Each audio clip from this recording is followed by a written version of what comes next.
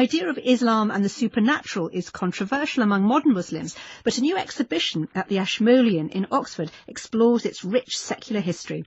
I spoke to Professor Tariq Ramadan of Oxford University and curator Francesca Leone about some of the objects, including an astrolabe that belonged to Prince Iskandar.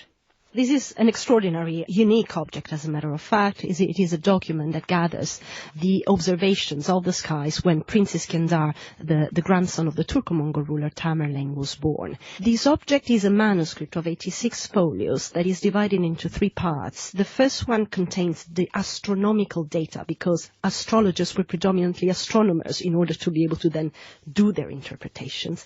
Then you have this absolutely outstanding chart, a painted, illuminated, beautiful chart that shows how the stars looked on the sky to prove that the prince's political ambitions and destinies were somehow charted by the sky. There are also numerous miniatures, including a camel calligram. There are these, I think they're called finials, are they, of a falcon and a dragon, made out of Islamic letters, which again seem to be at odds in some way with the common assumption that Islam forbids figurative art.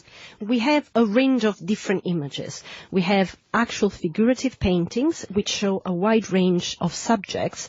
We then have calligrams, which are images made of words, in which the words conjure up a shape, as in the case of the falcon-shaped finial that you just mentioned, or in the case of the camel-shaped calligram, which is actually the visualization of a dream, the dream that Ali, the cousin and son-in-law of the Prophet Muhammad, had of his own death. Tariq Ramadan, how should we understand them? And they are beautiful, beautiful works of art, these images constructed out of words and letters. Yes, and I think that this is why this exhibition is so powerful. It's just showing to the people, and even to Muslims, by the way, how much they don't know about their own tradition, because images and pictures and arts, it's part of the tradition. It's even, even you have today the literalists that are saying we have no images in Islam, no pictures in Islam, and they would be against anything that we were talking about, for example, about astrology, while one of their scholars in the 14th century, Ibn Taymiyyah, is talking about this. So I think that when we come to this exhibition, what we can see is that it's a very rich tradition.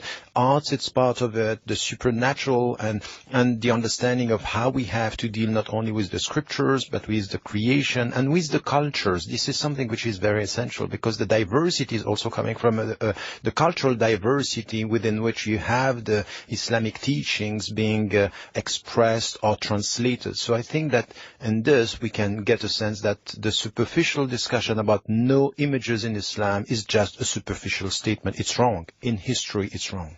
Francesca, what's really interesting looking at these objects is one thinks of monarchs like Elizabeth I, who of course had her magician, he was thought of, John Dee, who had a fascination with both maths and some of these ideas of astrology. I wonder how far that's useful in looking at this, because there's an art called Geomancy, the science of the sand, which clearly was widely used by rulers in the Islamic world in the medieval period. Can you tell us about that and an object that highlights it? Absolutely. The science of the sand, which is the literal translation of the expression ilm al-ramla, which is how it's called in Arabic sources, is an interesting method that essentially interprets a sequence of figures traced with a stick on the sand or on the soil.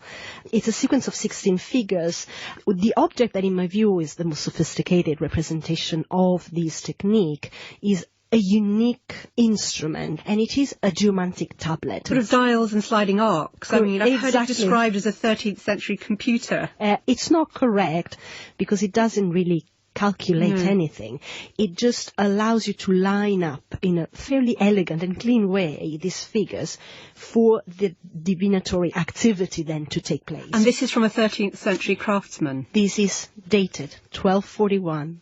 Possibly made in Damascus, Syria, which, has a very special place given what's happening today in Syria and the enormous loss of life, culture, memory that, we are witnessing today. And when you talked about science there, I was really struck by the similarity to the Jewish Kabbalistic ideas, the semi-mathematical set of beliefs around the 99 names of God, the idea of the words themselves in the Quran having a kind of hidden power in the sense that numbers have meaning only if you know how to interpret them. Oh yes, that's very important, and sometimes the echoes that you can find between the Jewish mystical tradition and the Christian mystical tradition and the Islamic one. This is very, very deep, and it shows that when it comes to numbers, figures, when it comes to symbols, when it comes to science, when it comes to this kind of hidden message that you need to look for through a spiritual journey, it's part of the three Abrahamic traditions. Tariq Ramadan and Francesca Leoni. Power and Protection, Islamic Art and the Supernatural opens tomorrow at the Ashmolean Museum in Oxford and runs until January. Tomorrow, novelist Stella Duffy revisits a national tragedy from 1912 that we forgot to remember. But before we go, Mission Control in Darmstadt